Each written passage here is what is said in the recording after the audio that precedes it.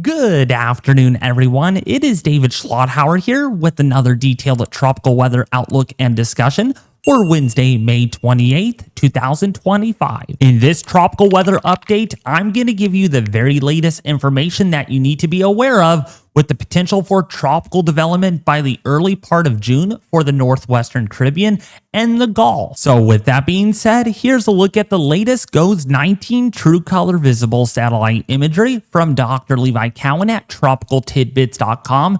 Link in the description below this video, and we already have our first tropical depression in the Eastern Pacific. This is Tropical Depression 1E right over here on your screen, and this is expected to hit portions there of Cabo San Lucas, Mexico in the next 5 days. But otherwise, the tropics here on the Atlantic side looking pretty good. We do have a tropical wave that is moving very quickly towards the west at about 15 to 20 miles an hour. So if you're on Trinidad and Tobago, just keep that in mind. There will be some moderate to heavy rainfall associated with that tropical wave, and that is going to be the same tropical wave that we're going to need to monitor as it moves into this area of the Caribbean, especially over Jamaica, over the Cayman Islands, if you're on Nicaragua, as well as Honduras, then eventually into the Yucatan Peninsula there. We're going to need to watch that. And then if models continue this trend, they're going back and forth still, the Gulf needs to be watched very closely with that same disturbance. Now, here's a look at the 7-day graphical tropical weather outlook from the National Hurricane Center in Miami, Florida. And as we can see here, there is a depression out there in the Eastern Pacific. This is very likely to become Tropical Storm Alvin in the next 24 to 36 hours.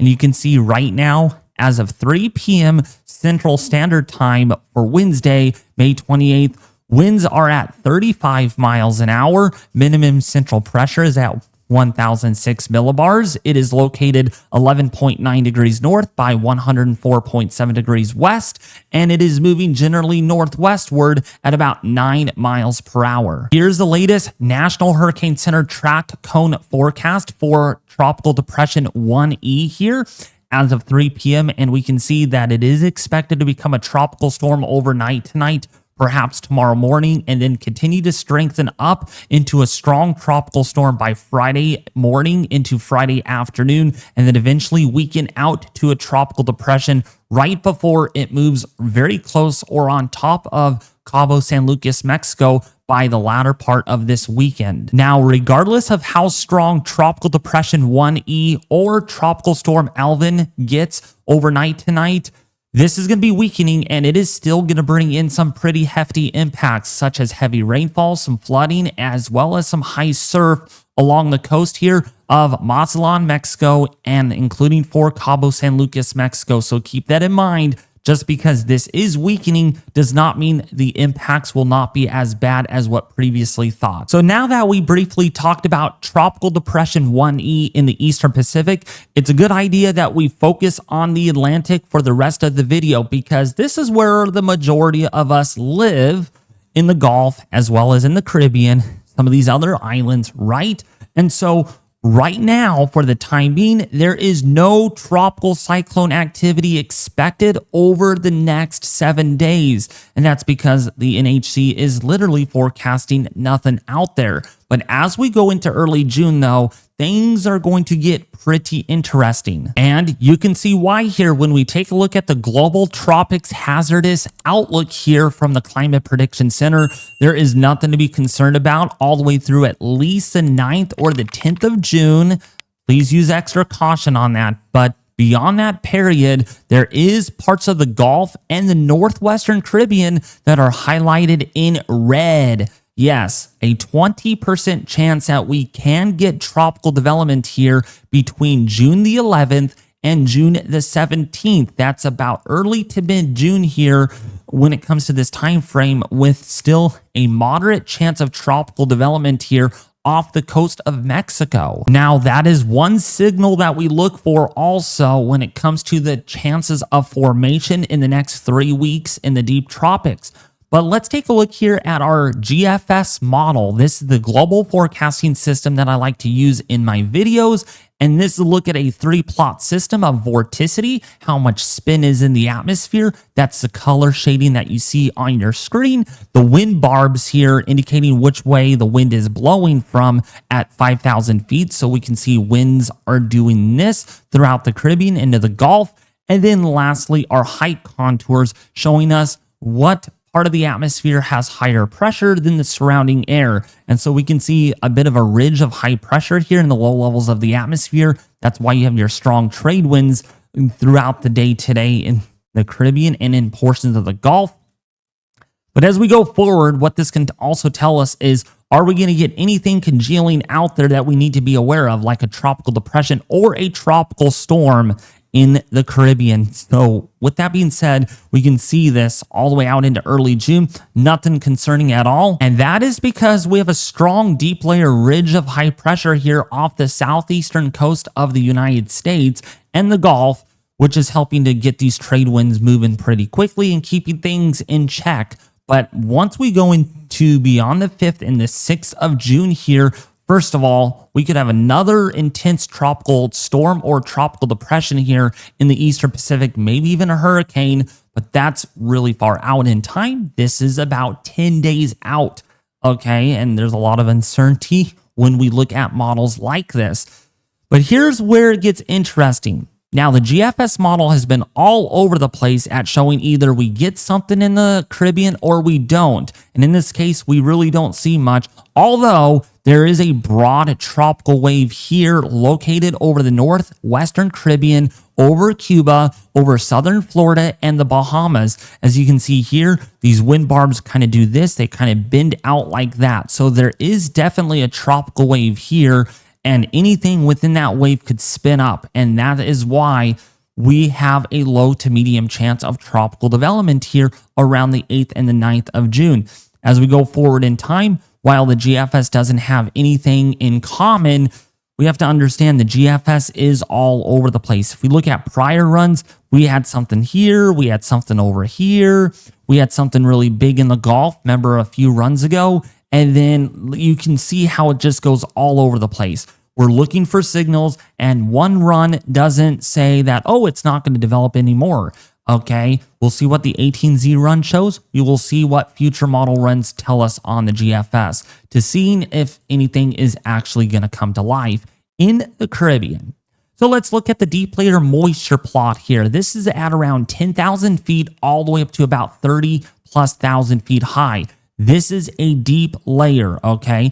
So the brown colors that you see on your screen, that is dry, deep layer air. Tropical cyclones do not like forming in this type of environment, right? They don't thrive well with dry, dusty Saharan air coming off of Africa because it's warmer and more stable and dry aloft. So there's a bit of an inversion. Now, when you get these turquoise green colors, this is basically a lot of moisture in the deep layers of the atmosphere, and tropical cyclones love moisture, don't they? They love it. They're like mosquitoes that feed on a person's blood, right? So that's kind of what this basically is, right? So when we go forward in time, does that change at all? Well, there's a lot of moisture that does pile up down here in the deep tropics of the Southern Caribbean and the Eastern Pacific side, where we have all that turquoise. That's all the moisture. That's that Central American gyre that I've been telling you all about in my in previous videos that's going to develop. And then you can see here, by the time we go into June the 7th and the 8th, lots of moisture down here, okay? And so we really got to watch on what the background state is going to do at this time. It looks pretty favorable for tropical development, okay? There's some vertical wind shear that might play a role in all of this, but still, look at all this moisture that is just piled up down here in the northwestern Caribbean, in the southern Gulf, and the Eastern Pacific. And it is this, folks, that we look for. Signals, okay? Now that we looked at our deterministic models over the next couple of weeks on the tropics, let's take a look at our ensemble forecast, especially from the Euro. Seamlessly, it has backed off a little bit, but still there is indications down here in the deep tropics of the Caribbean and the Eastern Pacific that there will be more tropical development getting underway here. This only goes out through June the 7th. Unfortunately, that's the European ensemble forecast, but there is still a couple of tracks here still in the Gulf that we cannot ignore. Okay, because maybe that member is right the whole time. That's why we use ensemble forecasts, because models, especially deterministic forecasts, are not perfect. Another ensemble forecast that I want to show you all is the GEFS, which stands for Global Ensemble Forecasting System. And what we have here is the Caribbean, the Gulf, and the Southwestern Atlantic. And what we're looking for here is any orange and yellow colors. That means the density and intensity is pretty great in that particular area. And that gives us an idea that, okay, there are still signals other than the deterministic GFS operational run that would otherwise not show it, right? So putting this into motion, you can see this is what we look for. This is just beyond the 7 to 8 day time frame. Eastern Pacific, maybe another one that develops there along perhaps Panama, as well as portions of southeastern southern Mexico near the Tehuantepec area. You can see the orange density colors here. Also some very intense members there showing possibly a major hurricane on that system. And then over here in the northwestern Caribbean, nothing to worry about. But although there is a cluster here of possible development right around the 6th and the 7th. Now, going forward in time, there is still this mixed signal on the 9th and the 10th of June, and that is why there is a low chance, at least in this area of the Caribbean and the Gulf, where tropical development is still possible. Not to mention, there's even a cloud here of possible outcomes of tropical development. So the signal is there, just not as deep as what we had yesterday, but it still counts. We're still watching this portion of the Caribbean and the Gulf for tropical development for early and mid-June. And then going beyond that, it's of course a mixed signal here, but there is still some indication and signals here that we do get something that does develop. Another cool tool that I wanted to show you all in this video is the Ensemble Mean Velocity Potential Anomaly. I like to show you all this as often as I can so you all understand on how to read it. Of course, this is somewhat in an education channel as well. So all these green and blue colors here on your screen simply say there's a lot of upward motion in the atmosphere, convection, a lot of moisture that is going to be in place, and that is what tropical cyclones like. Our sea surface temperatures are very favorable out there, almost alarmingly favorable for this time of the year in the Caribbean and the Gulf. And so putting all this upward motion here means that there is a window of opportunity here beyond the 7th and the 9th of June, particularly in the middle of June. That's where we have our best upward motion chances. Look at this. This dark green and blue color really indicates a lot of upward motion in the atmosphere versus where we're at right now. So definitely in early to mid-June, we do need to keep an eye on this because this could allow for at least a tropical depression or storm to form in the early to the middle part of June. And that would really start off the hurricane season on a rather active note, while the Western Pacific and the Central Pacific remain pretty inactive due to a lot of sinking air. And it's not just the middle part of June that we need to be aware of. Also looking further out in time, while there is some sinking motion in the atmosphere over the Caribbean and the Atlantic, we got to also understand there is some rising motion over Africa, and that could open the door for an early start to Cape Verde season, or Cabo Verde season, I should say, off of Africa, where these tropical waves do this, and they move across much of the main development region, and they may not develop here, so to speak, but they will likely develop in the Caribbean, or they could very much so, where they can intensify very quickly. So we got to really watch on what the middle and the end of June brings, and even early July. With that, out of the way, let's take a look now at our sea surface temperature anomaly map here, because this really catches my eye very much. And I don't like to say this in my videos, folks, but I am very much concerned about how warm these sea surface temperatures are for the time of year that we're in. I mean, this is made from yesterday. This is always delayed by 24 hours, May 27th. And my gosh, these sea surface temperatures are well above average, especially over Bermuda, off towards the west into the Bahamas, into the Gulf here. This is pretty alarming. Sea surface temperatures here are anywhere between 2.5 to 4 degrees Celsius above average. I really want to make that clear in this video that these are very concerning. Also, for the central and northwestern Caribbean, sea surface temperatures are about 1 degree to almost 2 degrees Celsius above the long-term average. But now when we take a look at the northeastern Atlantic, things have cooled off here a little bit, but still running above average, with the warmest plot of water right off the coast there of Spain and France, it looks like. Well, yeah, sort of in that area. This is part of the Iberian Peninsula current, so we are going to see if all this warmer water is able to replace this cooler patch of water here in the deep tropics. This is what's causing a lot of people out there, I'm sure, saying that the Atlantic is not going to be very active this year for hurricanes, and that's because this patch of water. But we got to understand, you don't need tropical development here off of Africa, okay, these tropical waves to not do anything here. And that means they are able to move further west easier than if they were ordered to develop a lot sooner, if that makes sense. They don't need to develop here or here or here, but they could also develop over here, if that makes sense. Yes, where I circled in is where all of us live. A lot of people live here along the Gulf, as well as the Caribbean, into Jamaica, the Cayman Islands, Hispaniola, Dominican Republic, Jamaica, I just said Jamaica, Puerto Rico, U.S. British Virgin Islands, and you name it all. Down here in Venezuela, Trinidad and Tobago. We got to watch. We really do, because maybe this part of the hurricane season is shut off this year, but not so much this area over here, if that makes sense. Now, when we zoom in and look at the Gulf here, sea surface temperatures continue to warm pretty quickly. I mean, come on. The Bay of Youth over here, over western Cuba, sea surface temperatures now around 30.5 degrees Celsius. I mean, this is mind-boggling warm.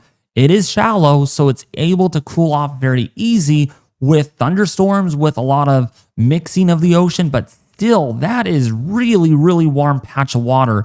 And look at this, off the coast of Tampa Bay as well as Sarasota, sea surface temperatures here are in the upper 80s already. This is not what you want to see this time of the year, and this is concerning because that means the Gulf is warming up even further.